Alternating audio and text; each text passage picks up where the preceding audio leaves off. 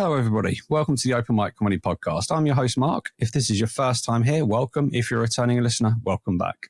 This podcast is here for everybody on the open mic comedy circuit, whether you're a comedian, an MC, a promoter, or a tutor. Even comedy fans who enjoy watching the stars of the future in pub basements. If you're thinking I could do that, then this podcast will guide you on what to expect on this crazy circuit from those right in the middle of it. Today's guest is someone who's doesn't have much faith in the average man being able to land a plane. She always thought 9/11 would end up with multiple soft play invitations. She's easily distracted by curly whirlies and ice cream. And even though she's not done that many gigs in the grand scheme of things, she has actually opened for some famous names like Robin Inter and Rachel Parris, has nearly 50,000 followers across social media. So please welcome to the stage, Red Day. What a great intro. I love the videos. I do. I think when I first heard about the average man thinks he can land a plane, I thought that's my type of humour. It's so we all true. do. I put that clip on TikTok and it went out of the normal sphere of people. And I bet. I've just got hundreds of comments from men underneath being like, but I could do it. Everybody thinks they're Bruce Willis.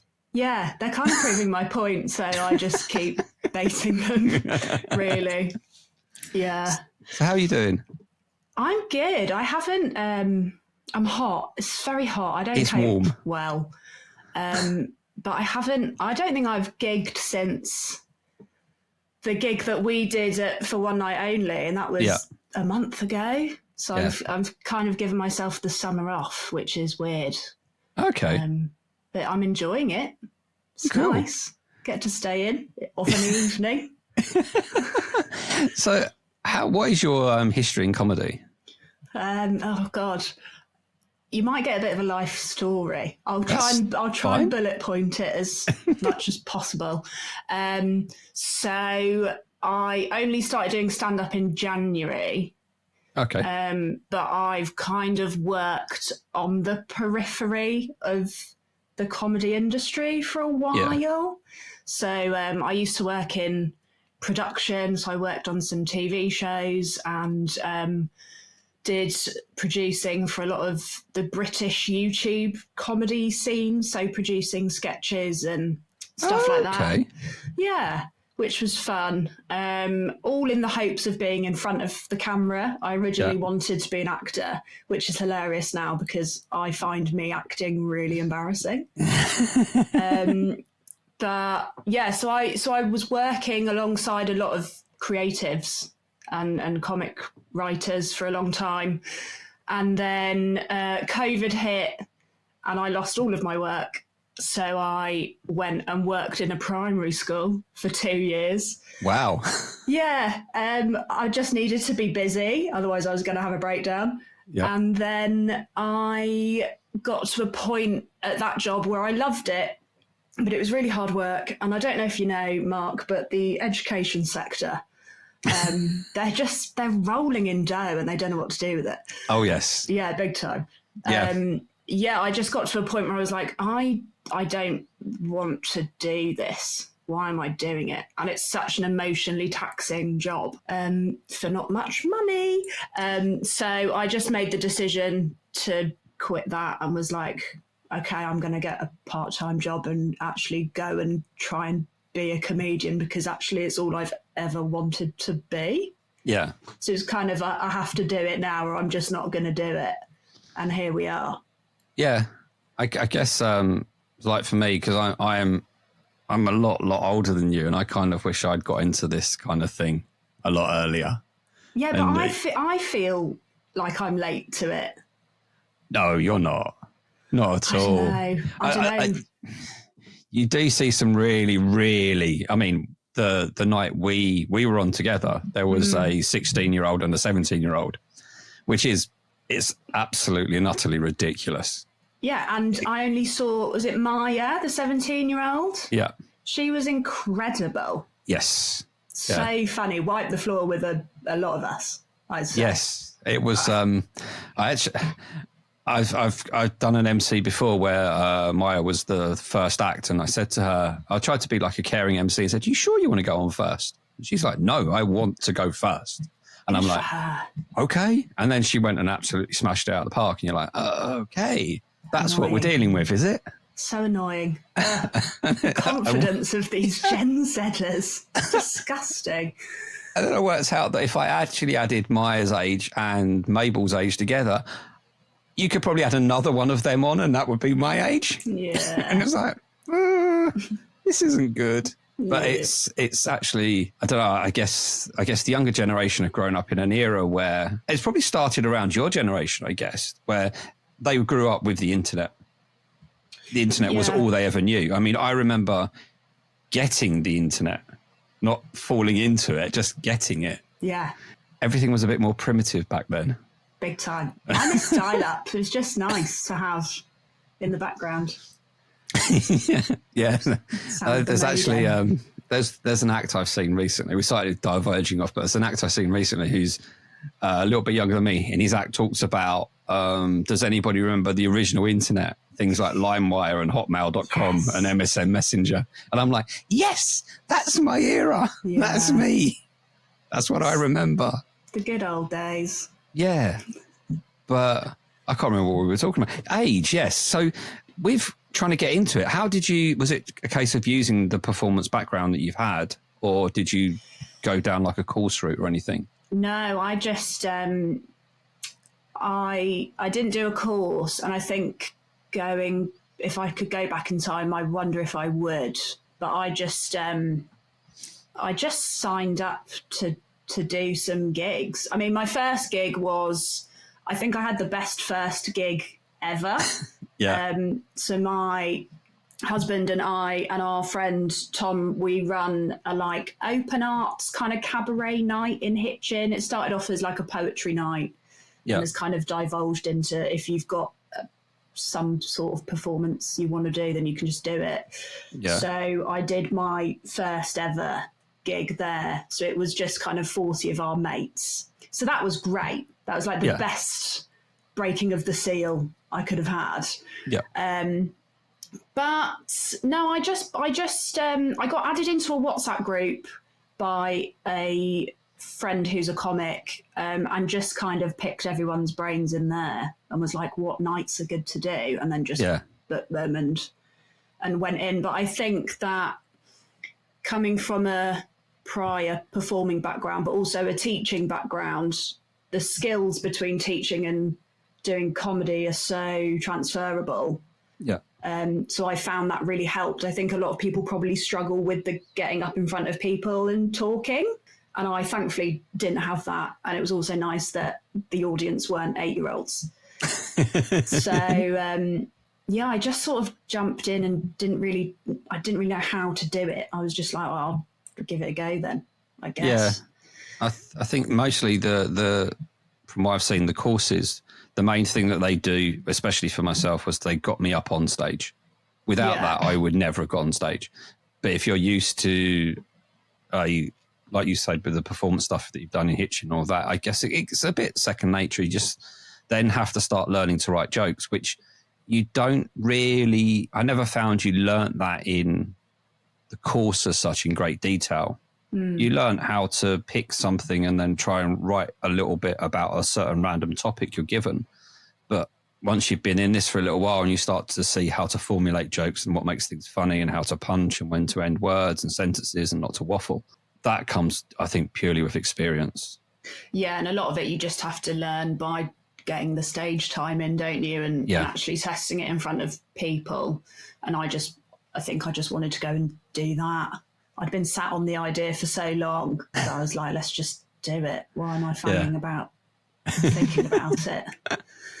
So what is this group you have in Hitchin then? Oh, I'll do some self-promo. It's called Shout or Whisper. Mm-hmm. And we do roughly monthly kind of open arts nights. I've got my cat is coming to help me. Hi, mate. It's okay.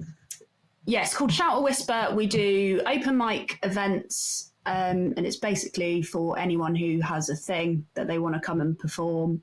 This is my cat Mo. He's come to help. Thank you so much. Such a drama queen.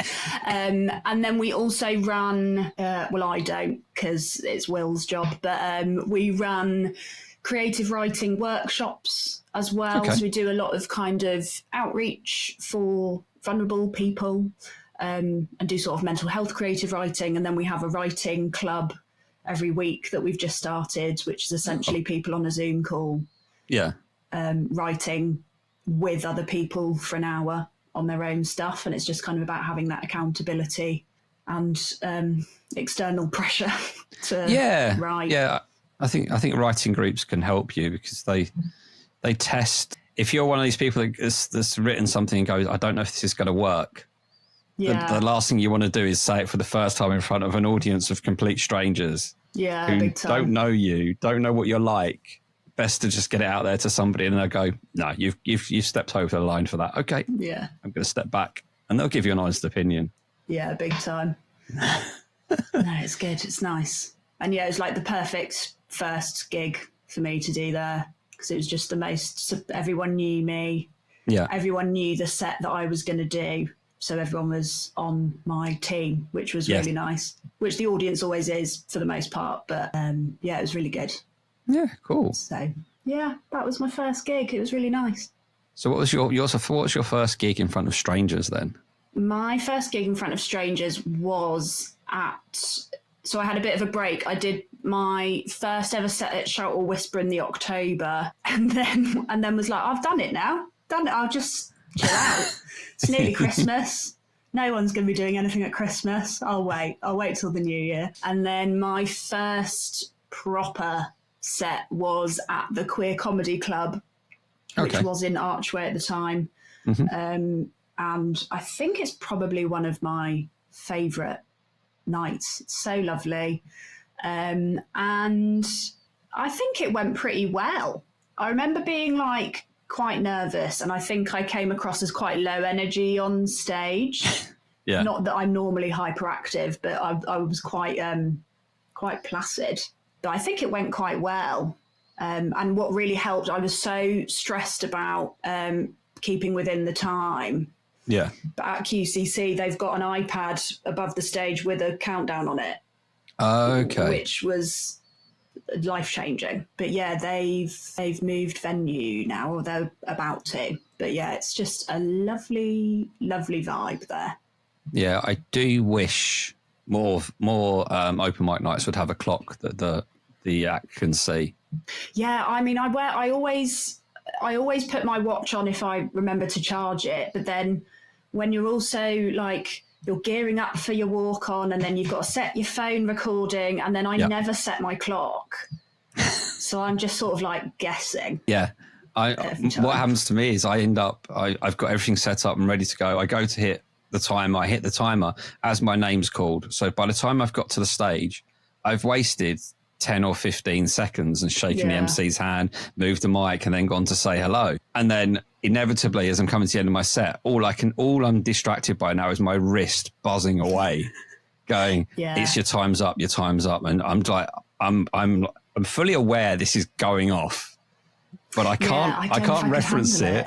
I can't touch it because it's going to be distracting. I just need to get to the end. So the last 30 seconds, it's just me going, no, it's like, I just want to throw this watch away now. It's doing my head in. You've told me it's time up. I know. Now just stop. Yeah, you just need a setting where it just does one long buzz. Yeah, that's it. Like 5 seconds and then you're done. But that, I guess, for actual alarms, that would not be helpful.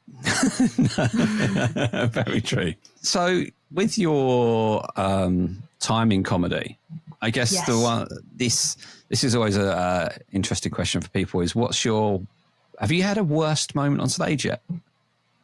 Oh God, yeah. I had my worst moment and my best moment within 24 hours of each other. And that was a real roller coaster that I did not enjoy, which I totally made worse for myself. So thankfully it was the right way round. So it was the worst gig first. Yep.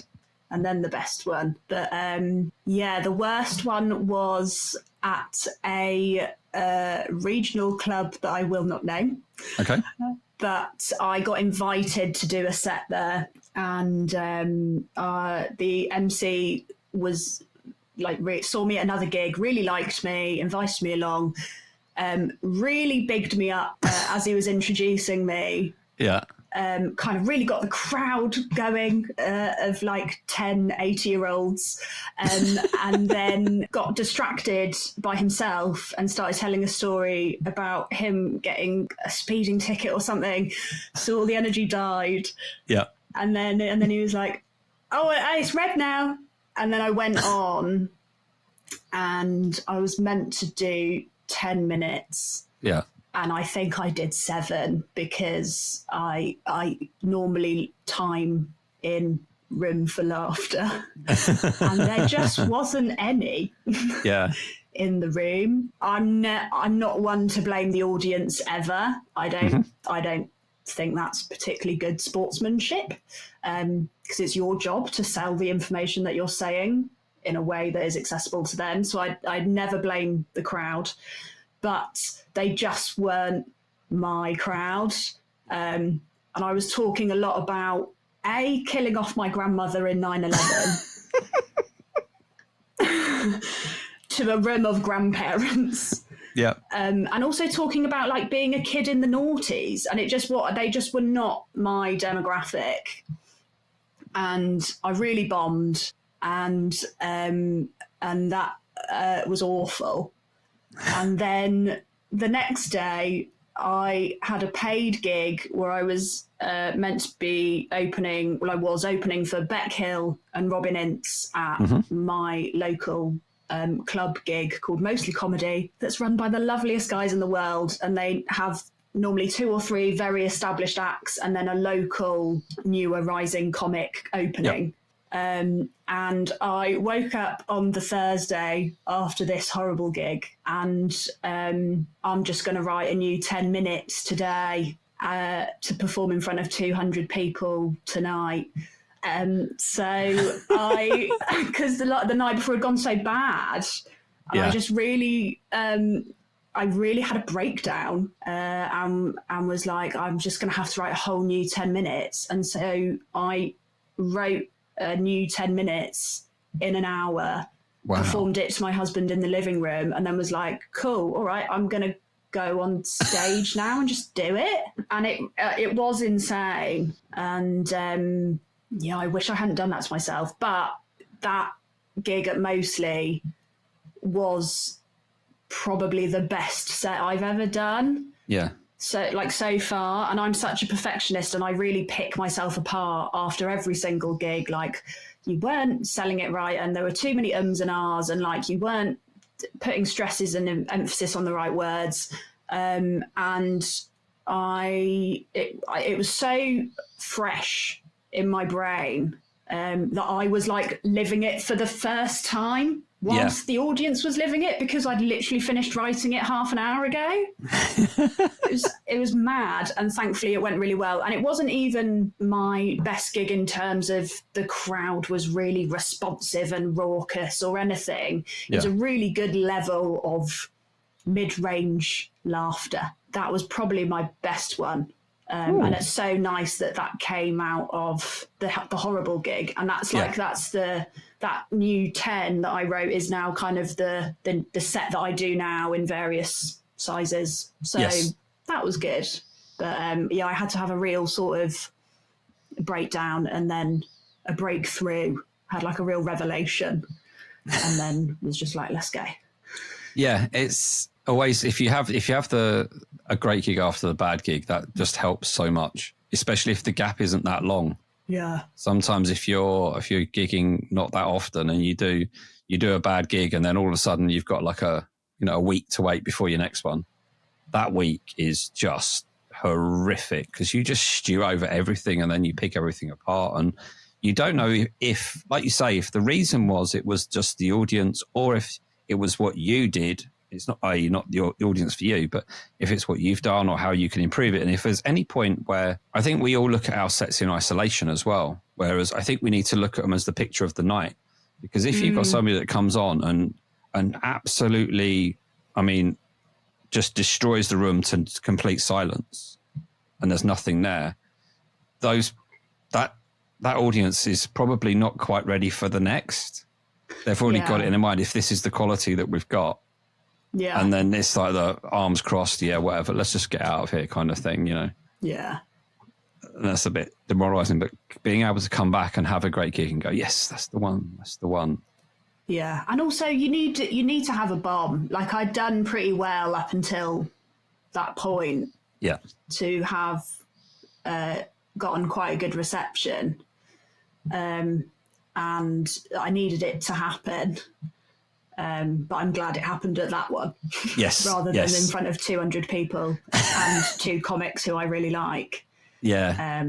So it worked out for the best. Yes. No, completely. So you were saying you've always wanted to be a comedian as such. Yeah. Where's that come from?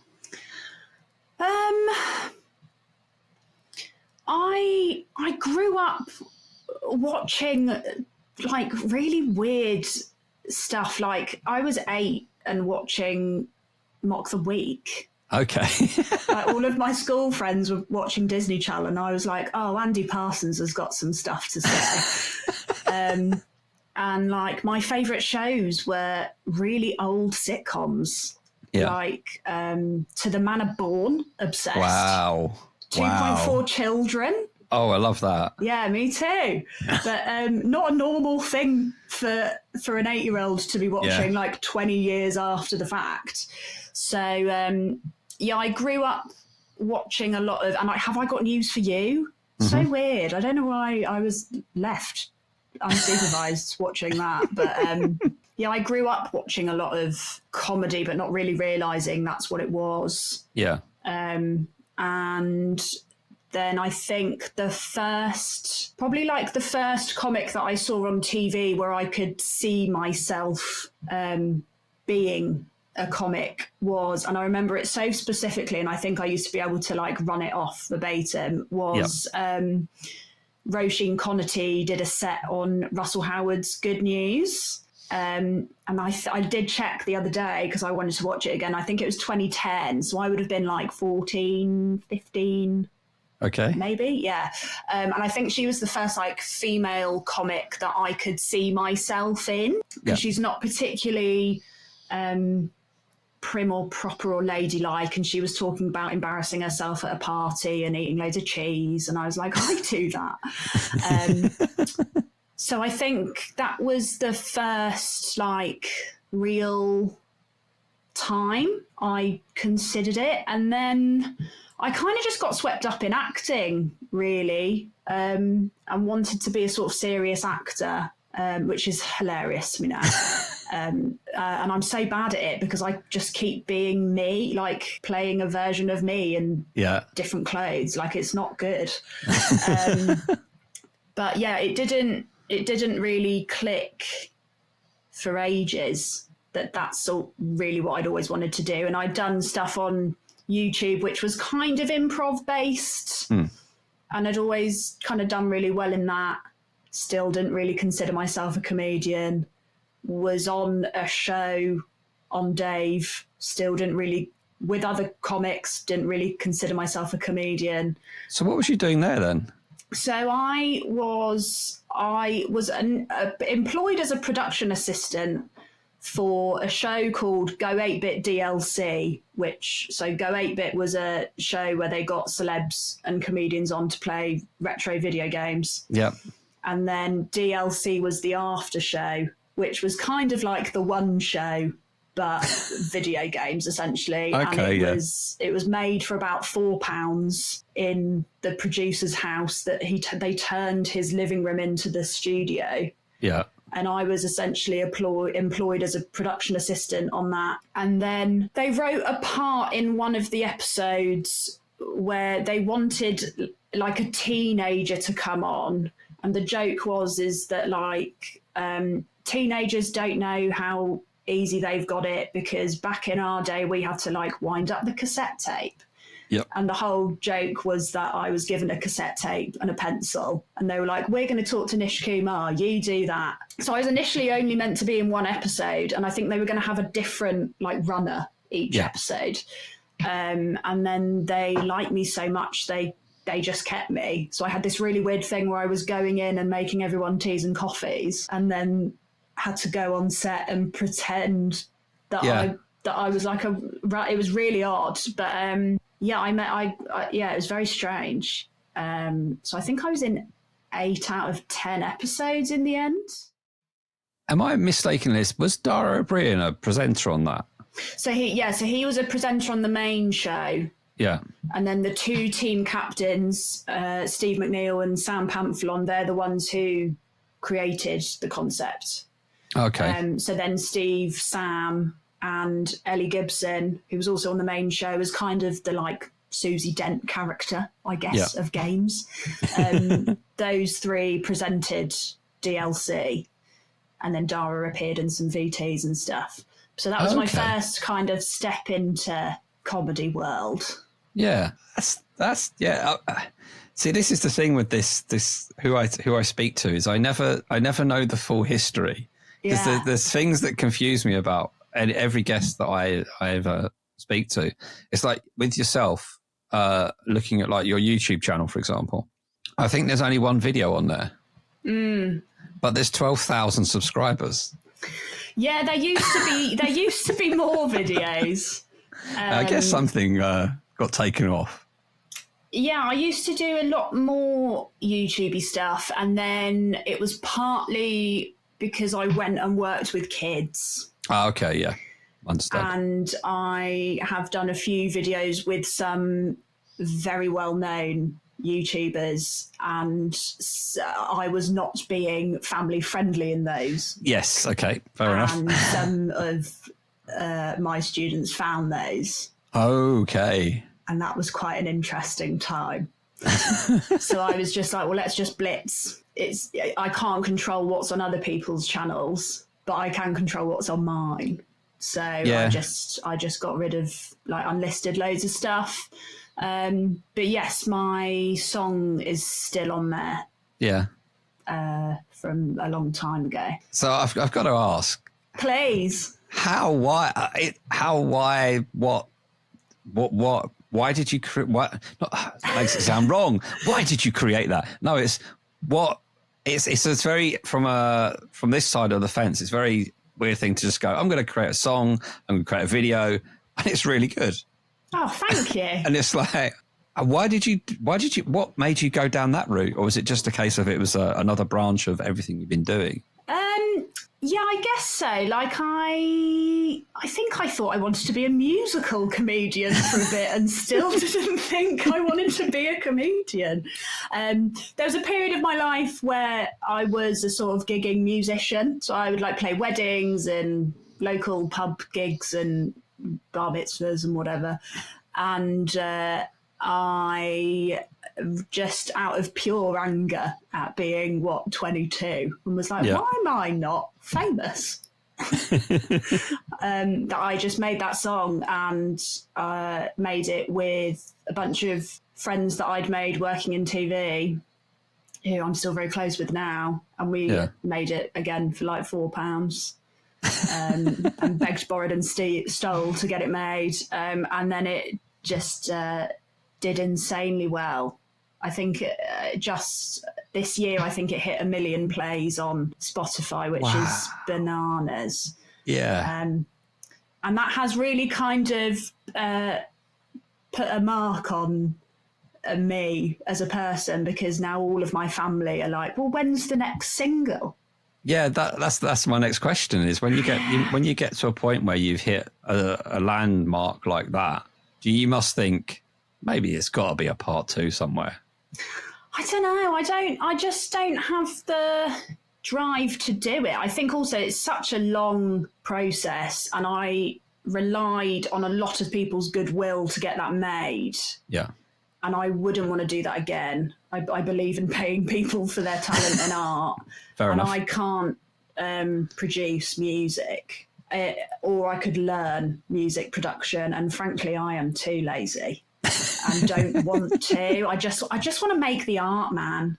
Yeah. I don't want to learn. So, which is probably why I've drifted towards comedy, because the feedback is, or stand up, because the feedback's just so instant. Yeah. And that kind of dopamine is so instant. Yeah. But yeah, I don't know. I think musical comedy is really hard. And there's such a fine line in between it being good or being a bit cringe. Yeah. But also the thought of me trying to be a sincere artist, like a musical artist, is ridiculous. It's not ridiculous. It's not ridiculous, but I don't burn with desire to do it. Yeah. In the same way I do comedy. I love it, and I love playing guitar and singing and writing songs I really enjoy. And I still do. I noodle, I noodle around, but I just don't have the same dedication that I once did. And so, it's kind of taken a back seat. But I can see that. I mean, in the, like you mentioned with comedy, you get that instant gratification of a thumbs up and a thumbs down straight away. Whereas I guess if you put all your time and effort into creating an actual song, recording it, then getting a video out and then putting it out on the socials and stuff like that, it takes a while before you know what you've created is actually worthwhile. Yeah, I think also the fact that it did so well has kind of put me off doing it. It's the difficult second album, right? I'm just like, oh God. So you mentioned about wanting to be a comedian from a young age. Can you actually remember the very first joke you ever told as a child? You're pulling a face. No, my memory's so bad. I couldn't tell you what I did yesterday. I don't know. I was kind of the class clown. Yeah. So I was always, just cracking jokes on the fly. But I wasn't naughty. I was cheeky. I think that's a distinction. Okay. I didn't get in trouble. No, I don't remember. Sorry. What an annoying answer. That's fine. So what about the first joke you ever told on stage? The first joke I ever told was I used to open my, as we call it, the Nan 11 set. I used to open that by talking about my mum. And the first kind of, it's barely even a joke really, but like I used to say the fact that my mum and I used to have quite a complicated relationship, and I have to remind myself of that famous phrase, which is mums, you can't live with them. And that's the end of the phrase. Yeah. And that was kind of the first, it's a bit of a sort of, silence isn't really a joke, is it? But I guess that was kind of the first setup and punchline, I guess. No, I mean, a joke doesn't actually have to be audible. It can be visual. Yeah, be visual as well. How ableist of me to assume that all jokes should be knock knock. Who's there? Be able to be heard. Exactly. Famously, in knock knock jokes, they can't hear. That's the issue. I don't know who's there. Yeah, very true. But yeah, that was, I think, the first sort of joke, I guess. So when it comes to when you're doing your writing now, how do you? What's your process? Do you have I've got a booklet of a notebook or something goes in and then something develops later, or is it just I've got to do it all at that moment in time? So the Nan 11 stuff came from, I think I either read it somewhere or someone said like your first set should be, and I think Stacey Edwards said this in her episode, but your first set could be the story you tell at the pub. And the story of me telling my whole school that my nan died in 9/11 to make it about me was the story that I told at the pub. And so that one kind of wrote itself. But when it came to this horrible 24 hours when I I didn't have to. I stupidly decided to write a whole 10 minutes in 2 hours. Yeah. I kind of had a bit of a breakthrough, which was because I really was. I was getting into that state of like, I don't know anything about me, and I don't know how to be funny, and I have literally no idea what to talk about. And so I kind of had this revelation where I was like, I need to be reductive. Yeah. And I need to take a topic that everyone can relate to and then make it about me, or like from my point of view. So, this new 10 minutes, I wrote about getting married and how I feel like I might be losing my identity a bit when I got married, especially as a queer woman marrying a man, but loving women so much. I was like, fuck, I've married the worst option. So I started with that, and then I kind of just build out. Yeah. Really. But yeah, I take little notes here and there of funny thoughts that I have or things that I overhear, and then come back to it and all of it's shit, and then I'm like, oh well, we'll just think of something else. But I'm excited. I feel like I've got a whole wealth of stuff from working at a primary school that I haven't even tapped into yet. Yeah. Which I'm really excited to sit down and do. And me having this break from gigging, I'm trying to sort of free write every day.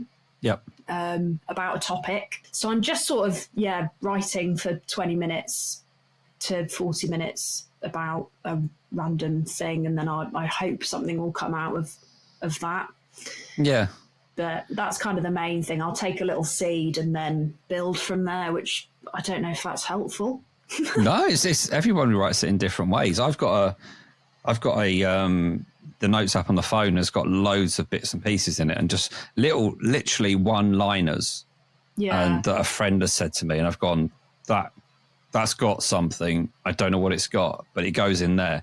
And one day I'll go through it and go, okay, what can I take out of there that is go? Because it is that story of the pub thing. When somebody says something funny to you, you go, okay, that can be used in some kind of way. How can I use it? And then you just adapt with that, I think.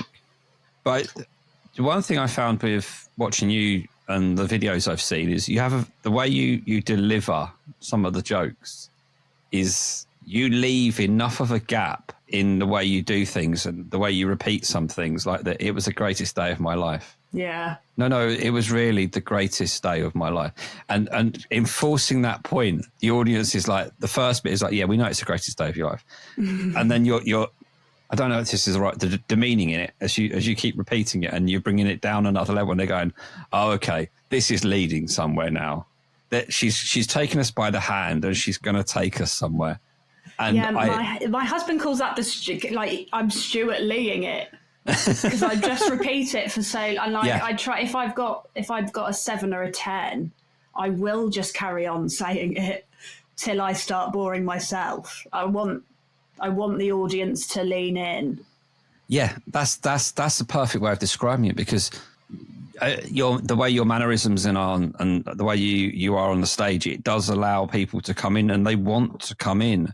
They're not bored, and they're like, so why is this really not going to be the greatest thing? No, it really is the great. But what could I have spent that money on? And you're just like, and I think everybody, especially in an older audience in a room, is going like, we're with you. It was one of the greatest days of our lives. But what we could have done with that £10,000-15,000 rather than one single day. And I'm not going to go into the full bit, but where you say, I paid all that money to then feel exactly the same as I did the next day as I did the previous day. And you're just like, it's so true. And it's immediately relatable to half the audience, probably. Yeah, and I hope so. Yes, it is. I kind of want to be the person who says what everyone is secretly thinking. Yeah. I think. And yeah, I had a thought in my brain and it's gone. But yeah, I really do enjoy that kind of bait and switch. Oh yeah. Of saying, and I think also because it happens so recently, and normally I will come on and I'll say like, I got married 3 months ago, and I feel like that kind of boost of energy of the crowd cheering for that really gets them on side. So then it's really funny to kind of let that dribble away. Yeah, there's a few people I know that do that, and they do it so well. There's a previous guest on here, Dan Cohen. He starts his set with I'm newly single, and then everybody's like, "Way!" Yeah, I've just become a widower. Yeah, and the room's just like, no. I love it. We're not ready for this. We're not ready for this. I love it. I love death chat. I love death chat and comedy. It's my favourite. Dan's great. But the topics you talk about and stuff are, from my point of view, are an MC's dream as well. Oh, really? Yeah. Because when I was the MC for that night, the bit that I referenced from your set was, it was the greatest day of my life. Because my wife was in the crowd. I'm looking down at her going, yeah, 10 grand. Yeah, it really was. She's looking back at me going, I'm thinking exactly the same thing. I'm thinking exactly the same. It'd be so nice to just have a holiday, wouldn't it? Yeah. Like, oh, it's so silly. It's so silly. And I'm excited. I'm excited to explore that more. I think it's got so much in it. Because you can take it down the whole route of, you probably paid a few £500 for flowers that are going to die. Yeah. Why would you do that? Yeah. It then can take you down to the tangent, which is like, if you've got an older crowd, is why did you just smoke and you burnt money, and that's not really a modern thing, but it has so many ways you can take this. And you could create so much out of it. I think it's fantastic. Yeah, in the 10-minute version of that set, I go off on a 2-minute rant about candles and how I lost sleep over what colour these fucking candles should be for a dinner, for the wedding dinner. And how that really's got nothing, the fact that they're raspberry and oyster coloured has got nothing to do with solidifying our kind of couple brand and introducing it to the world. And it's a shame that that's the bit that always gets cut when I do shorter versions of that set. Because I'd love to do all of it all the time. Yeah. But yeah, that's the bit that always goes. But it is true. It's an absolute racket. Yeah, I bet. It's like when you go. I mean, it's generally a female in a heterosexual one. The female is the one that's planning the whole day, wants it to be perfect. And then when you get told, what colour do you want the chair covers? I don't care. What colour do you want the bows on the chair cover? I don't care. Well, you can pick either pink or navy. Navy. I think I'll pick pink. Well, why ask me? Yeah, I don't care. I just present. I did basically all the planning, which I'm happy to wear that crown because I did a great job and everyone had a great day. I think I still ask people if they had a good day, but my husband was involved in every single choice, but I just presented 2 options that I liked. Yeah. So I'd always win. I think the standout thing for me was when we decided we're going to get married, and she said, what do you want to be on the day? I said, right, there's 2 things I want. Number 1, I want to choose the table names. Great. That's a great job. Yeah, I had so much.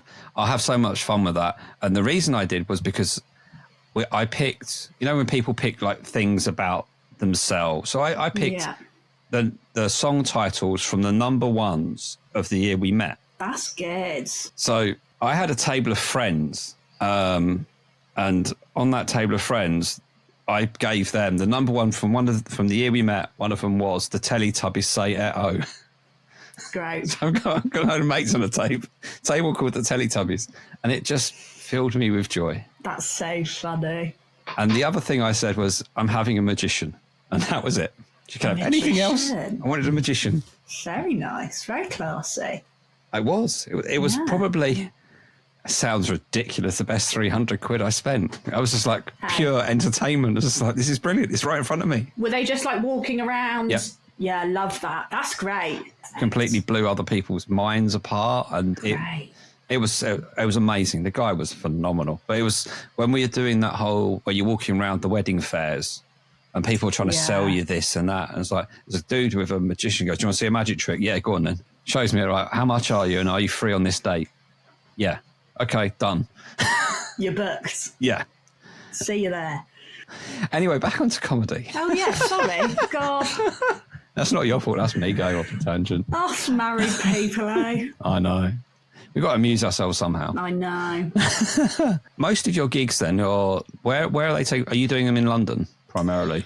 I do as many as I can viably afford in London, and then a mixture of local ones. There are some really good ones actually in Hertfordshire, where we both live, which is really nice. So yeah, I try and do a mixture, but just going into London is expensive. Yeah. So yeah, I try and do a mixture of both, really. So I guess if you're sticking outside of London, you're sticking away from the whole bringers part. Yeah, do you know what? I flip-flop a lot on the bringer situation, because I sometimes really resent it, but I'm also very lucky that a lot of my friends live in London, so we kind of use it as an excuse to meet up and have a drink. I used to get annoyed at bringer gigs because it's a faff to find people. Yeah. And then I went to a gig that wasn't a bringer gig, and the other comedians on the bill were kind of all of the same variety. Okay. The same flavour. Yeah. Sort of like 10 Phil Mitchells and then me. That wasn't a bringer one, and it was literally just us. And that's hard, and I don't think comics are really hard to make laugh. Yeah. I barely laugh, I've discovered. But yeah, so there's merit to both. But it is nice. I try and do a mixture, but London is mostly bringers.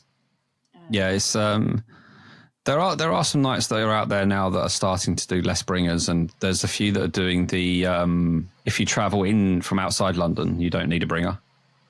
Yeah, or you can help. Yeah, like the helper ones, which I think is great. I think that's such a nice way of doing it, because I'm very lucky that I do have lots of friends in London, but I can imagine there are people travelling in who don't have that. Yeah, if you're outside London, you're trying to convince a friend, come on, you've got to pay £20 on a train as well. Yeah, that's it. And then you're going to buy, you've got to need a couple of drinks, and you're going to see, the only person you're going to see that is the person I'm travelling down with, and you're only going to see him for 5 or 7 minutes if you're lucky. And it's not a guarantee that the others will be your kind of comedy. No. Yeah, you're not guaranteed to have a great night, but it will be free for the most part. For the most part, until you try to leave. Yeah. I just run. I just go. There's a few out there that don't even ask, actually, which is quite kind of... It's like when you find a night like that, you're like, oh, no. We just set this up for a laugh, and we don't have any real costs, so we don't need to cover anything, and that's it. You're like, oh. Yeah, love that. Yeah. So what are your future plans then with regards to comedy? Because I remember seeing something on I think it was your July gig list. See, I do research. I do look. Nice. And it said, I'm having this is the last time you'll see me before summer break, and then things will happen in September. Yeah, that's so funny. I don't know what I thought was happening in September. Hilarious. Just making myself sound important. I'm so bad at thinking of future me, like it really is an issue. I'm just, I think all I know is I want this to be my job. I'd love to take a show to Edinburgh. Yeah. So I'm trying not to think too far ahead. A, because I don't know how to, and B, I just don't. Life never turns out the way that you plan ever. Yeah. Like if I told pre-pandemic me that I'd be working in a primary school, do you know what I mean? Like, yeah. What's the point in planning? So, but I do know that this is all I can do now. Okay. So I have to make it work. Yeah. So I want this to be my job, and I would love to take a show to Edinburgh next year if I can, or a split bill or something. And that's kind of the goal that I'm working towards. I spoke to somebody a little while ago, and they said that they're doing Edinburgh at the moment, but they also did Brighton. And they said Brighton was so much easier to organise than Edinburgh. Interesting. And I think the fact that we are both on a train line that goes straight to Brighton. That's so true. I keep having thoughts about maybe doing an Edinburgh at some point, but I know at the moment I don't have enough. It would have to be a split bill because I don't have enough material or anything like that, or polished or whatever. I kind of thought maybe Brighton next year as a split bill with somebody would be an interesting proposition for, even if it's just for 5 days. Because Brighton's there for the whole month as well. So just doing it for those 5 days, and just working it out. And a previous guest on here said that when she did Brighton, she almost saw it as like how do I put it? It was like a continual writing and performing. You could correct yourself every single day because you never allowed yourself to have a gap. Yeah. So if something didn't work on day one, you'd change it, and you could see straight away on day two if it worked. Yeah. And then you'd probably have a few extra slots you could possibly jump in on as well. And the cost of Edinburgh is just absolutely obscene. It is crazy. It's just, I think that is one of my main gripes. Yeah. With, well, one of a few, but one of my main gripe is accessibility. Edinburgh is so expensive to go and do a show, but also, there are so many. I realise what I'm asking for would be to change the entire infrastructure of London. But there are so many open mics that are just not accessible, people whose voices we really should be hearing. And that makes me sad. Yeah. But that's kind of a different thing. But it does tie into the fact that it is crazy that you just need to be able to have maybe 10 grand to go and put a show on in Edinburgh, if you want to do it properly, is crazy. And it's so good that the Free Fringe still exists. Yep. In Edinburgh, but it is mad, and I haven't, again, because I'm so bad at thinking of future me, I haven't thought about how we'll financially sort that out. Yeah. But I've got a dream. I've got a song in my heart. But that's kind of it. I'd love to. Do you know what? And Edinburgh is not even a need to do. Do you know? I just would love to do a big, long show. I think that's a challenge that my brain is really craving. Yeah, making a big, complete show. I think Brighton is kind of a viable thing. From what I understood, from what somebody told me, was they were just, because Brighton Fringe is so much smaller. It was almost run by one person. So you're kind of getting in contact with that one person saying, right, I would need a venue with 30 or 50 seats. This is the type of thing I'm doing. What can we do? And then you fill in the forms and away you go and see what happens. Yeah, interesting. I didn't even think about Brighton Fringe. And isn't that a shame? That it's just not... I wonder if you asked a sort of, not even a comic, but a person who likes watching comedy, name a fringe festival, they'd never say Brighton. No. And that's such a shame. Yeah.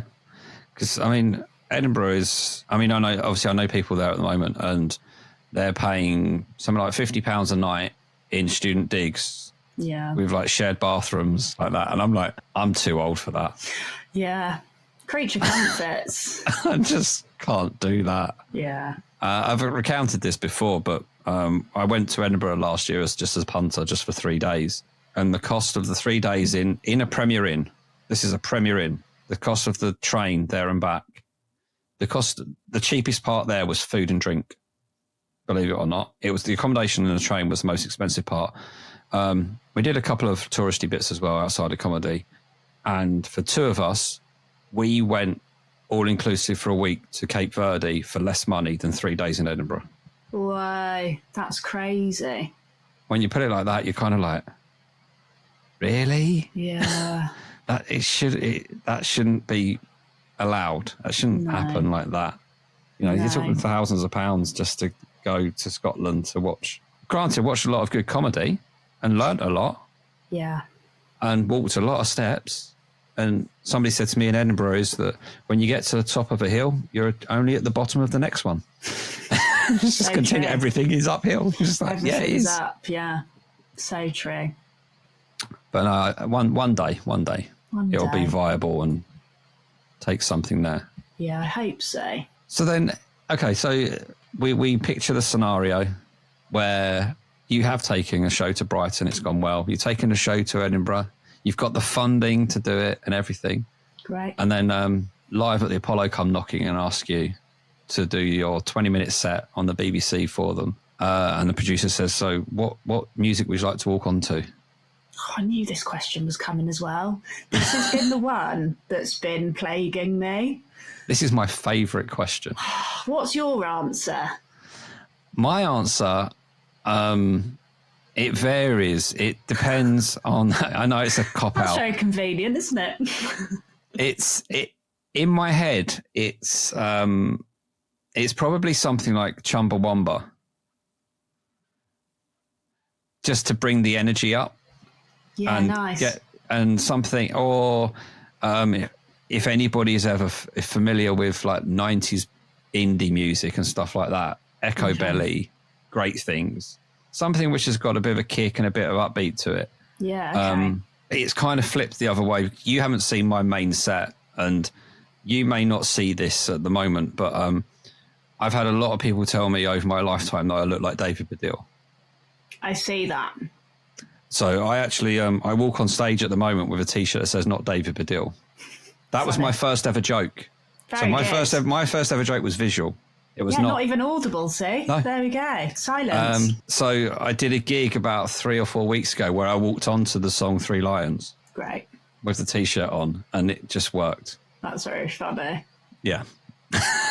And then you're watching the waves of people reading it and catching on. That's so fun.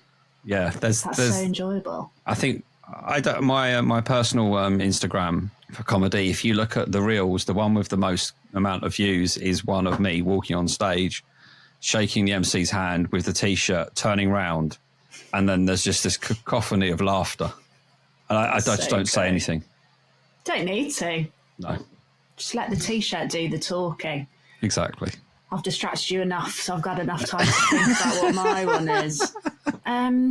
It would probably be as an homage to the set about my grandma not passing away in 9/11. Mm-hmm. I talk about the fact that I told my local chess club that I wrote Sound of the Underground by Girls Aloud. Yes. So it'd probably be that. The guitar riff at the beginning of that is pretty tasty. Yeah. So maybe that, or God, it's so hard. Maybe like Avril Lavigne. Yeah.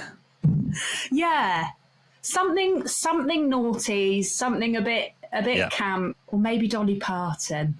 See, there's so many you can. I know. I don't know what I would enjoy more, or what the audience would enjoy more. I also don't know how. Yeah, I don't. Yeah, I'm going to go Avril Lavigne. Fair enough. Yeah. A skater boy, I assume. Yeah, probably. Yeah. I don't know. I won't be hearing it. I'll be freaking out, trying to make my way through the smoke. I did want to ask, actually, I touched on it earlier, and you mentioned it about you opened up for like Robin Ince and Rachel Parris in the past. Yeah. What was that like?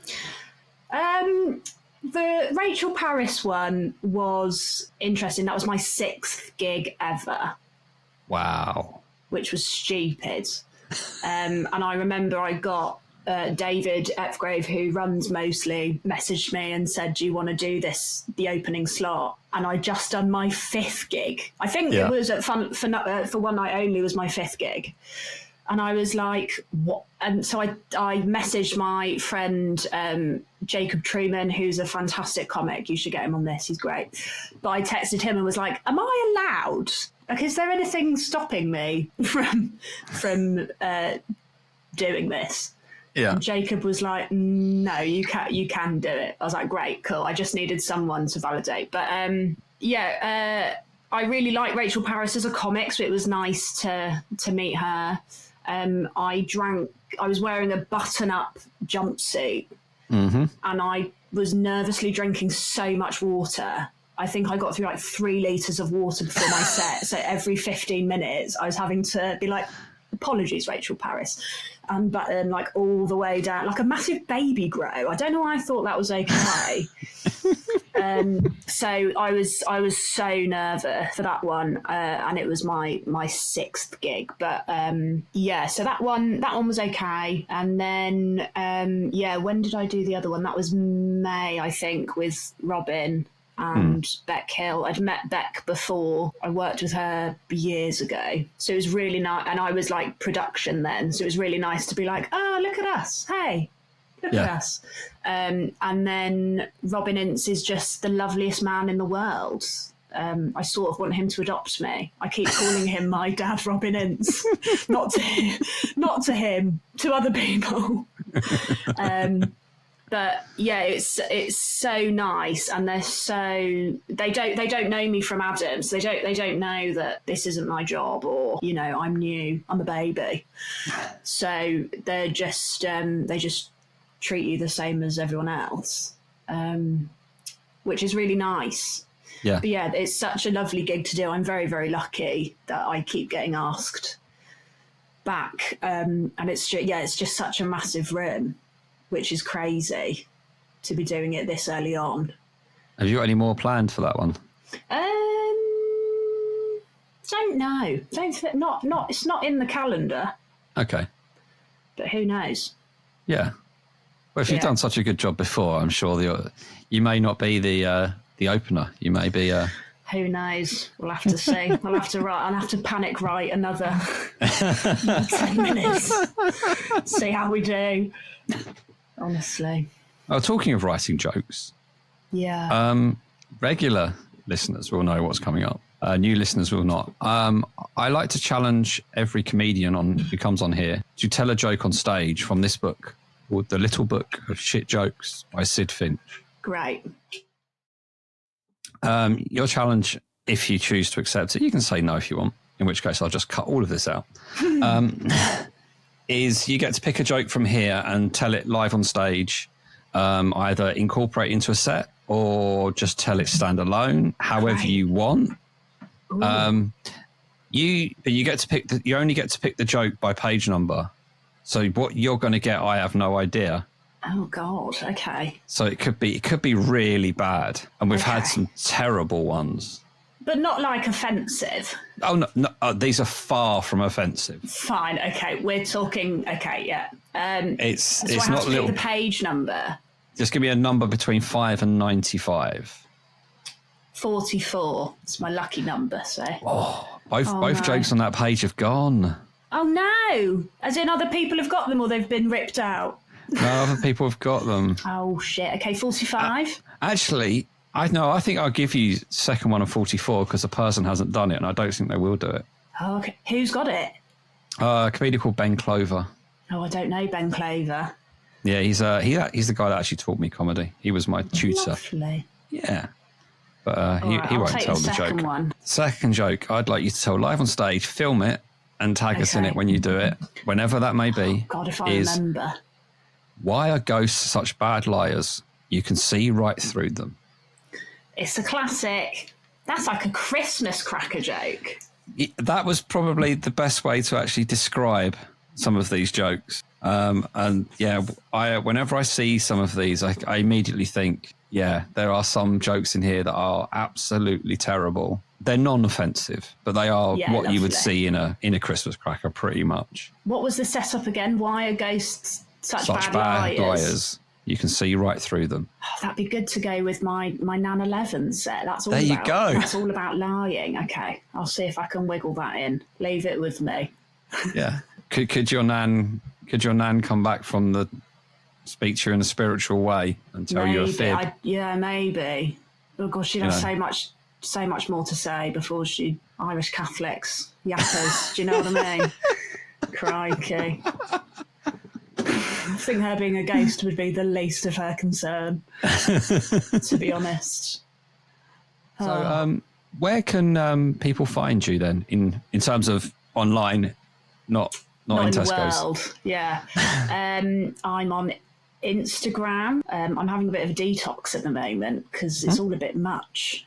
There's a lot of it. I'm Rebstagram, REBSTAGRAM, on Instagram. And I am on TikTok, but I couldn't tell you what my username is. Just search for Rebday, it'll probably come up. Yep. And probably on Twitter, Reb_day. I'm everywhere and nowhere. I'm around. And a search of Rebday on Spotify will... oh, God, yeah, have a listen to that if you want. Add one more to the million that's done it so far. Yeah, well, yeah, if you want. You can find us on Instagram, Open Mic Comedy Pod. We've got a website which is openmiccomedypod.com. Whichever platform you guys are listening to us on, please give it a little review and share it around with people. It's great to get the word out and get other people listening to these wonderful guests that I keep talking to every week. And yeah, until next time, thank you very much for your time today, Reb. Thanks for having me. It's been lovely. What a lovely way to end a Friday. Yeah. And for everybody else, I'll speak to you all very soon.